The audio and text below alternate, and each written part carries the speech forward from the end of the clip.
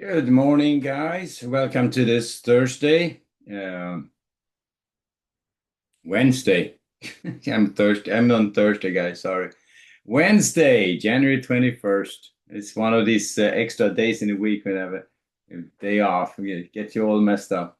So Wednesday, the 21st, 26, halfway through, or more than halfway through January, and we have a well, event, which is definitely changing the direction, the skew in the market, and we are kind of in a risk-off mode right now. Not quite to that point yet. At least we're going to start talking about the capital for changing direction. Nasdaq is a little bit worse shape. ES is still holding on, but it could certainly change pretty quick. So it's at this point we're getting to that point where we have to start considering maybe a change in capital flows, at least in the shorter term here. News this morning, the mortgage apps that came out. That was pretty good across the board. Purchases was a little bit low, but the refinance way up. So people with these high 7.5% mortgages are refinancing. Yeah, Wednesday today. Oh man, I'm telling you. So it's mortgage apps today. Housing starts and permit at 8:30. Construction spending at 10. We get two reports there. Pending home sales at 10 as well. So, and then we have a 20-year auction at 1. So I've seen the construction spending delayed reports, which are coming out there reporting back data. So a little bit older data in those reports. So, but I don't think these reporting are necessarily going to make a big dent. I think the big thing is really what's going on in Davos and this Greenland debacle. These reactions to Greenland, and I mean, they throw the stuff, they throw the bombs out, and then market has a hissy fit. It's pretty interesting. It sucks because we're stuck in if you have a 401k, you see the risk off dynamic, and it is almost elevator down day. It's not quite an elevator down day the last few days, but you can see how they are afternoon weaknesses we have been seeing, and that's not a great sign.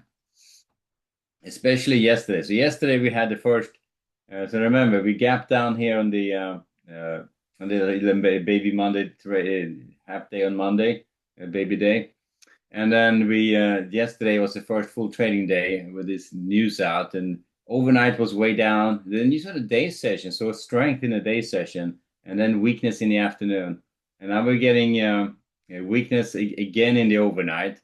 And I'm just thinking this is a very very typical pattern when you start seeing weakness in the market. You're going to get early strength and you're going to get afternoon weakness. Quite the opposite, when you have a strong market, you get little selling in the morning, like early weakness, and you get strength in the afternoon. This is just the opposite. So I'm thinking based on yesterday's trading, yeah, we are probably up for more selling and more risk off dynamics here until that gets sorted out, or we get some outcome out of Davos. Because remember, they're going to meet people there and they're going to be talking, and if they can resolve that, great. I think the market at least doesn't have that to hang on. But if it's still out there, chances are we may see more risk off in the markets. Gold popping like crazy. Gold just popped from, it just went from 47.50 to 48.50, $100 to the upside or more. So it is crazy on gold right now. Gold futures are absolutely on fire. So those are probably pretty difficult to trade as well. So starting off this trading day, it's going to start off looking for early strength, looking for short setup to rotations down. That's pretty much the dynamic, the overall theme. So I would not be surprised if we get early strength here at the open. We get some early strength again. They start running it up here, start running, maybe even run out the session highs. Maybe retrace a little bit, and then you start seeing afternoon weakness. That's the dynamic I'm going to be expecting for today. And then let's see if that changes from the pattern. If it doesn't turn into early strength, afternoon weakness, maybe we have a shot at holding this together. So, but I'm going to assume that's the case. I mean, it's we have news out there which is spooking the market. We have a couple of days gap down from to Monday. We have yesterday's trading, a very classic pattern. Got me the afternoon weakness there just kind of settled that issue. I thought we had maybe a shot at holding on to it, but that afternoon weakness is sending it lower like this did not help at all. And now again, our overnight weakness, we're down here against the 68.25s. And as you can see, when they start taking out that volume edge here, the 68.20s, we are going to be I would give it between 20s and the 6800s. So that ledge right there comes out. So between 68 and 68.20 to 30 here, that's a key area of support or congestion, if you wish, and that comes out. I think we may have to start considering a change in capital flow. I'm going to be a little bit conservative because about that, because you really want a little bit more than just a pullback. So either that's going to be the trade-off. Is it a pullback, or is it actually changing direction?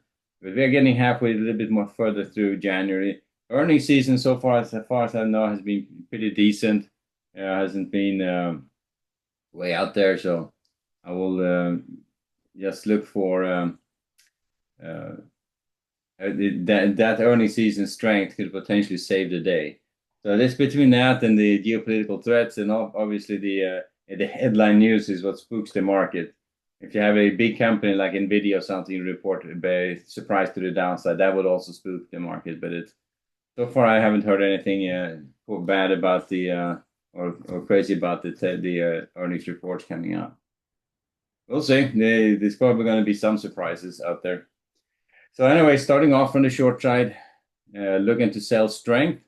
At this point, looking for to get short against the against the 30s here is going to be pretty aggressive. Against 45s, I think 55s here could be a good area, and 60, 68, 70s. So these two areas, the 68, 55, 68, 70s for potential short setups.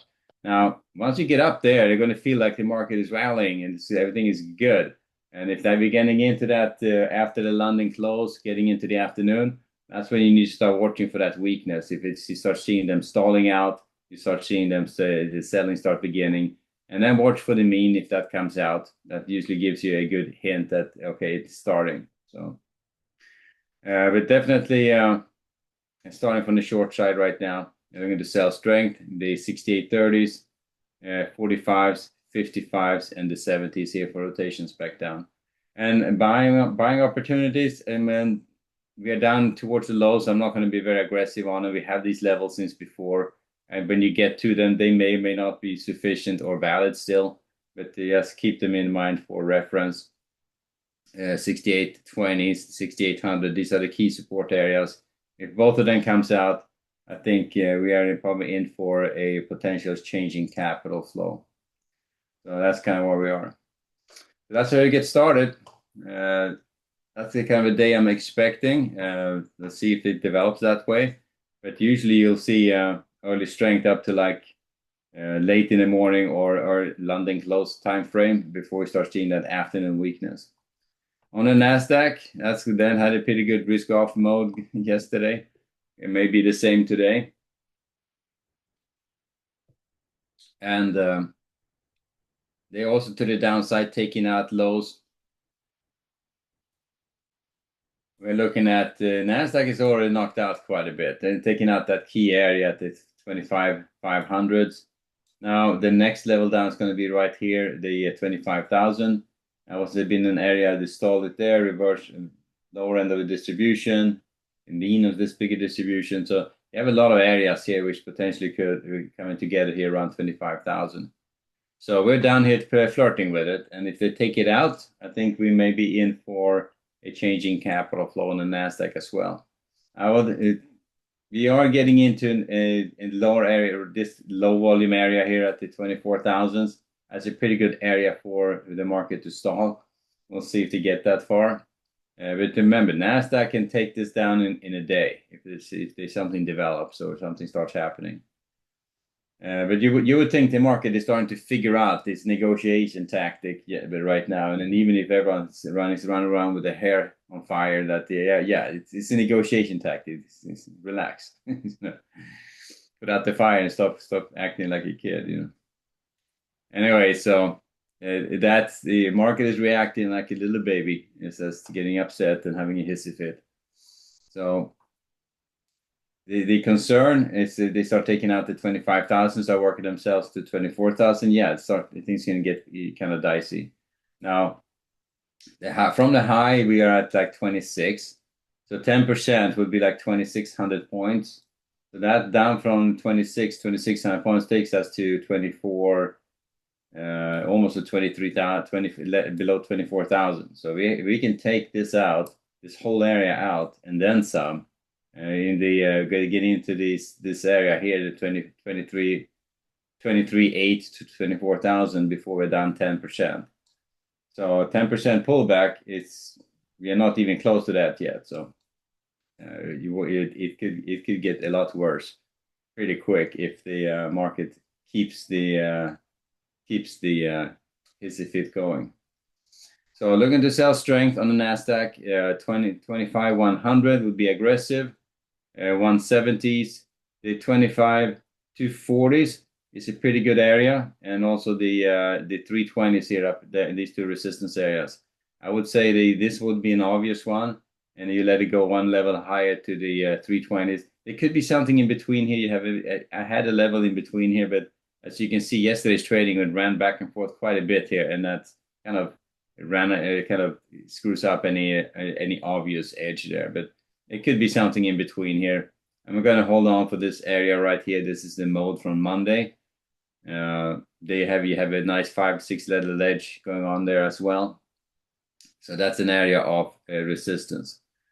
So both of these two is what I'm looking at right now as the better areas to get short against. And it's going to feel like the market is recovering nicely, almost in rally mode before they run out of gas and they turn it and they start the sell the sell program starts kicking back in again. So if we see early strength, afternoon weakness, we are pretty much still in a weak market position. So that's how we get started, and not going to be very aggressive. I'm looking to buy against that 25,000 level, pretty much it. Maybe down to the 49 to the 940s. If anything, if I'm looking for buying opportunities, it's going to be early on in the morning, most likely for expecting that early strength. So this is start taking out resistances, start running higher. There could be some long trades in that, same on the ES. But it doesn't mean that you're trading it from the long side of the market. You're just taking advantage of early strength. And between levels here, you take out the 25 100, getting long up to the 170s. That could be a potential trade. It's just how to see what it looks like at the time, and if the trade sets up in a decent way. And but don't buy into resistance, especially not the 240s. Chances are they're going to turn it there, or maybe one level above that. If they take out the 240, starts retracing, could be also an opportunity for a long trade, heading a little bit higher. But then, and again, the overall dynamic I'm looking at for today is going to be early strength, maybe holding up there for a while, almost faking you out, getting you complacent, and then maybe sell programs kicking in the afternoon. All right, finally, not oil and gold. Gold is just absolutely crazy. So it's almost untradeable the way it runs right now. Unless you get on the right side of it, then you'll be all smiling. But I haven't looked at all very carefully. Oil is up to $60, a little bit above 60 right now.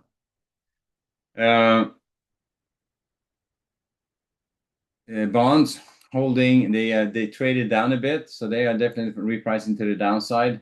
Yields coming up a little bit, and I would just say that they're still very much range bound. They're still working in this bigger distribution. But these two high volume areas we were going back and forth in for the longest time.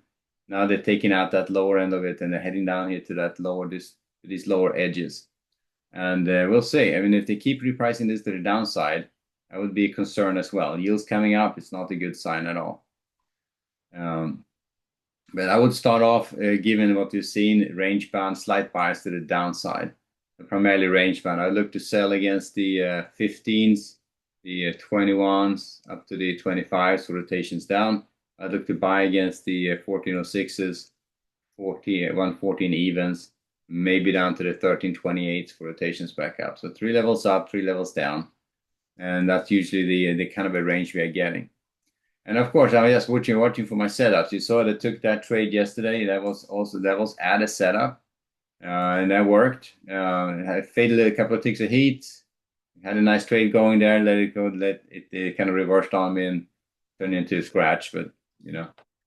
That's always the case. You've only a big bond trade. You had to sit through it a bit and hope it doesn't just knock you out. But those counter reversals are brutal.